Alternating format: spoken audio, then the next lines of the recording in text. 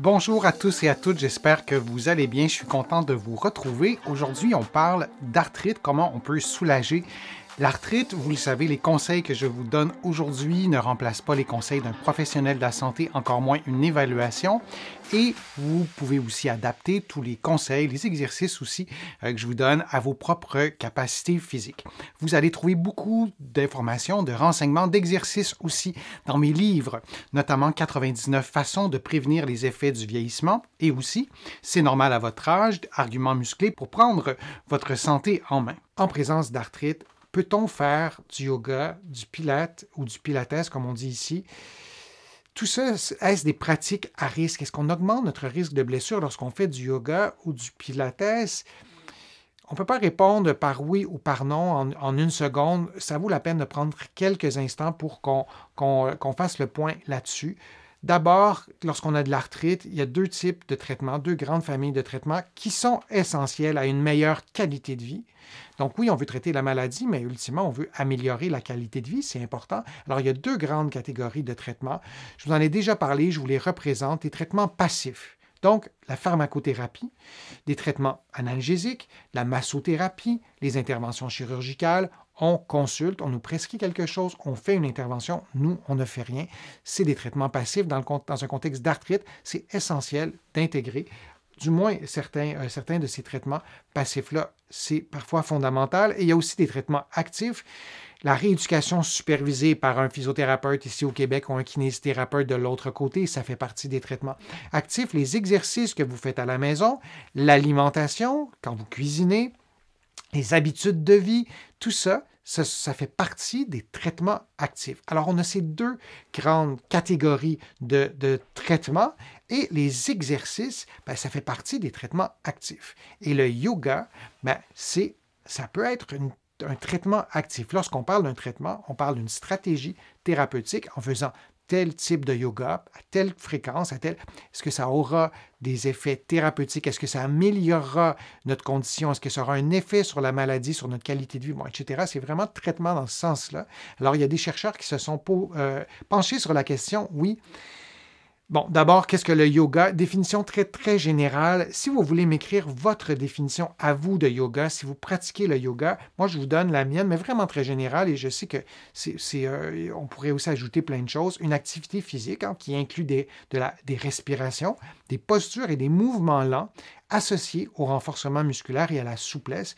Le yoga tient compte aussi d'aspects psychologiques, certains diraient d'aspects spirituels aussi. Résumons, mais disons que le yoga, c'est ça. Il y a vraiment plusieurs types de yoga, vous le savez, mais ça nous donne une définition de base. Et il y a cette étude, ces chercheurs qui se sont penchés sur les bienfaits du yoga dans un contexte d'arthrite au genou et dans un contexte thérapeutique où ces personnes-là étaient suivies en réadaptation par des physiothérapeutes. Donc, un entraînement régulier au yoga est utile pour réduire les symptômes arthritiques du genou, favoriser les capacités fonctionnelles et le bien-être général des personnes atteintes. Alors oui, il y avait des bienfaits de pratiquer le yoga pour améliorer sa qualité de vie, notamment dans un contexte d'arthrite, et ces traitements de yoga étaient intégrés à des traitements de réadaptation de physiothérapie. C'est les résultats de l'étude. Alors c'est une bonne nouvelle en soi, parce que le yoga, c'est aussi quelque chose d'accessible. Moi, je rêve dans un monde idéal qu'on ait tous accès à des soins de physiothérapie ou de kinésithérapie de l'autre côté de l'Atlantique, mais ce n'est pas la réalité, du moins pour l'instant. Donc, le yoga, c'est parfois accessible. On peut aussi en faire soi-même, mais dans ce cas-ci, c'était de façon supervisée. Pourquoi ça fonctionne? Le yoga contribue au renforcement et à l'activation musculaire ainsi qu'à la stabilité des articulations. Si vous vous tenez debout sur une jambe, les yeux fermés, votre genou sera mis à l'épreuve.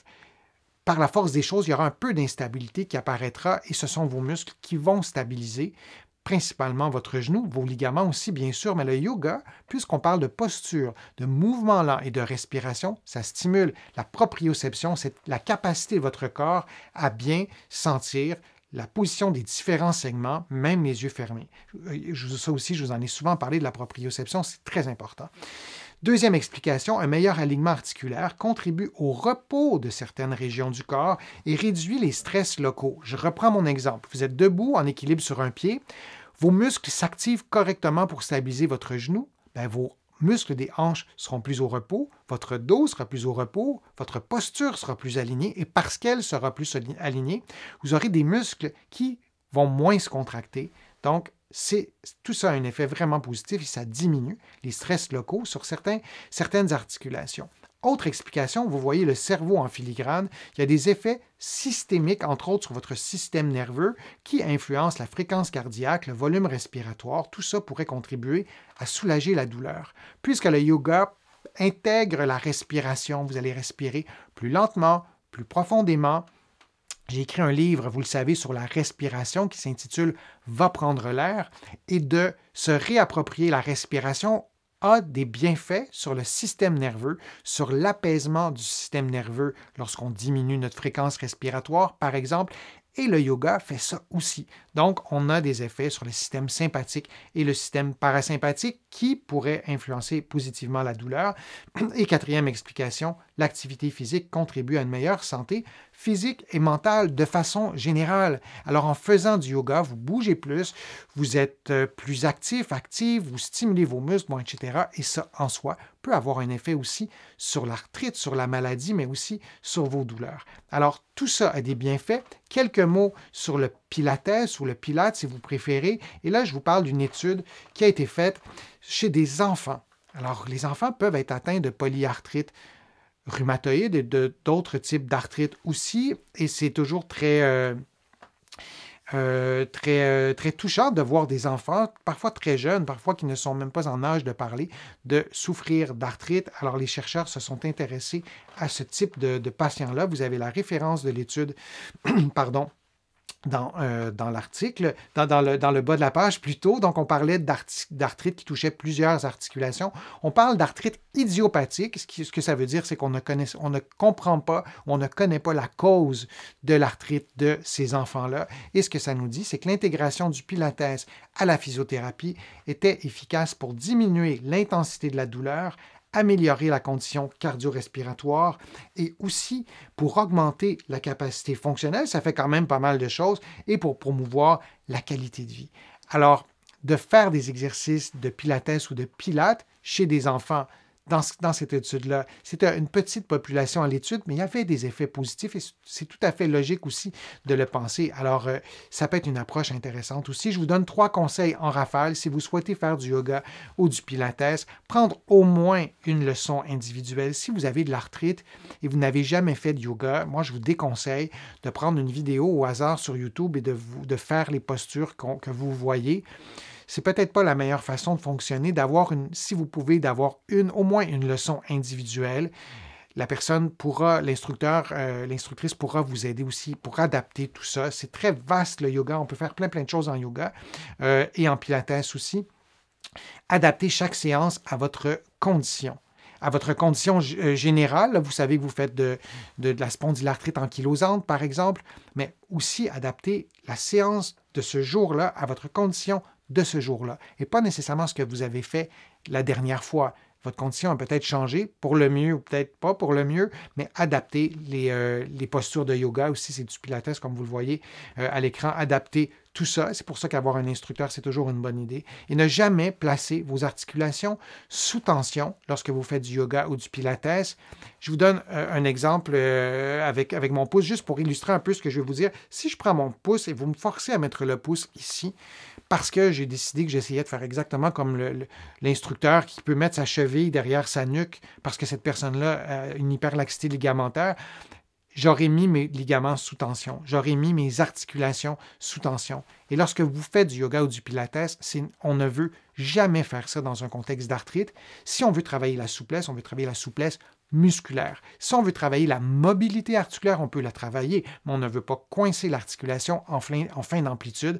Ça peut avoir des effets néfastes, ça peut vraiment vous blesser de façon très sérieuse. Alors, on veut y aller très modérément, progressivement, mais ne jamais placer vos articulations sous tension avec une reproduction de la douleur, par exemple. Alors, dans un contexte d'arthrite, moi, je vous encourage à faire du yoga, du pilates, à choisir le type de pratique que vous souhaitez faire, de consulter un instructeur, idéalement consulter un professionnel de la réadaptation, en parler à votre médecin, mais c'est des bonnes stratégies thérapeutiques qui sont parfois plus accessibles que des soins de réadaptation. Je vous remercie d'avoir été là. J'espère que mes contenus vous ont été utiles. Je vous invite à contribuer à mes plateformes. Vous pouvez le faire sur YouTube directement en cliquant sur le petit cœur. Vous allez voir qu'il est très visible. Vous pouvez le faire sur mon site web aussi, le www.denisfortier.ca. Vous cliquez sur l'onglet « Contribuer » et lorsque vous serez sur mon site web, vous pourrez vous abonner gratuitement à une infolettre hebdomadaire, à des courriels thématiques qui vous donnent des conseils, qui vous donnent des exercices sur des sujets précis. Tout ça est gratuit. Vous allez trouver aussi beaucoup d'informations dans mes livres que vous allez trouver partout en librairie, ici au Québec, au Canada, mais aussi de l'autre côté de l'Atlantique et je vous mets le lien dans la description de la vidéo pour que vous puissiez les trouver facilement. Je vous remercie beaucoup d'avoir été là. N'hésitez pas à me poser vos questions et je les garde en banque pour de prochaines vidéos et je vous souhaite une belle journée et on se dit à une prochaine vidéo, à un prochain direct et à bientôt.